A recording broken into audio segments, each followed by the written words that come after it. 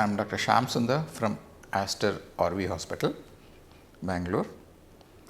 Today's topic of discussion is about hypertension. Hypertension is such a common disease now. Almost it's affecting 1 in 3 adult population, and even the patients who are affected with hypertension, control of hypertension is almost less than 50% in those patients who are taking medication.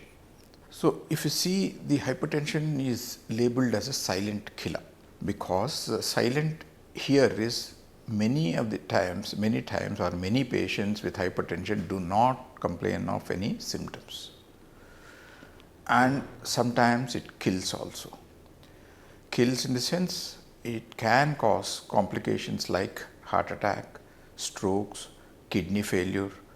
That's how it's killer disease. Any blood pressure will have two recordings in that. One is systolic hypertension and the diastolic hypertension. Systolic is little higher one and diastolic is a lower one. So usually blood pressure should not be more than 120/80.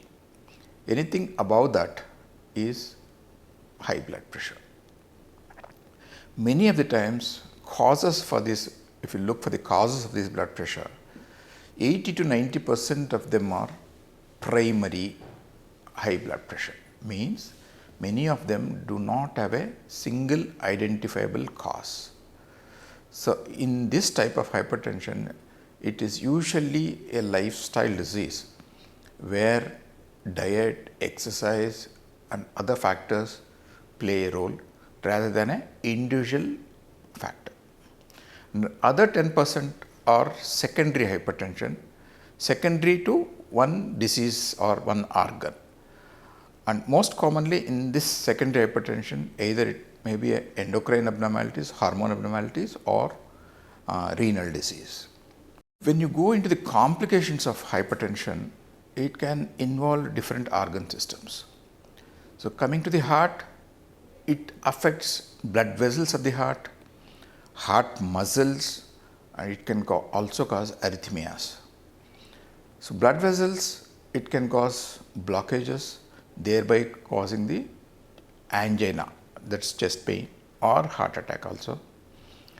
When it affects the muscles, because of very chronic or long standing blood pressure, heart muscle hypertrophies, thereby causing the this type of disease is called hypertensive cardiomyopathy.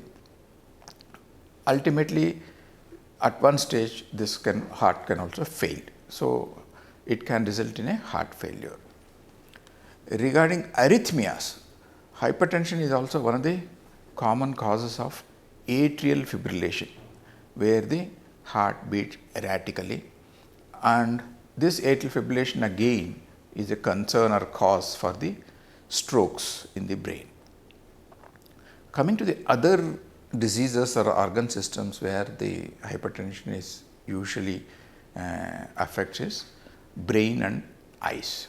In the eyes, long-standing hypertension can cause retinopathy, where there can be a leak of blood liquid into the retina, or sometimes a rupture of the small blood vessels causing hemorrhages and ultimately leading to a visual loss. This is called retinopathy, hypertensive retinopathy. Again, in the brain, there can be a different types of pathology, like it can cause hemorrhages, bleeds, whether inside the tissues of the brain or in the outside coverings of the brain, and also it can cause blockages in the blood vessels of the brain, thereby causing paralytic strokes. One of the common disease hypertension can cause is a kidney problems. So it can be a slowly increasing or reducing kidney function, or it can be an acute renal failure, leading to ultimately patients needing a dialysis or renal transplant. Other disease which commonly hypertension is involved or causative factor is a blockages in the blood vessels of the leg, causing claudication, means pain after walking some distance, or sometimes limb loss also.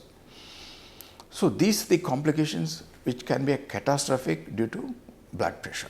So we in our hospital, our Aster RV, many patients do come to us, and some of the patients in late stages with severe hypertension leading to sudden heart attacks or hypertensive heart failure, they do visit us and they are given prompt treatment and they are taken care of.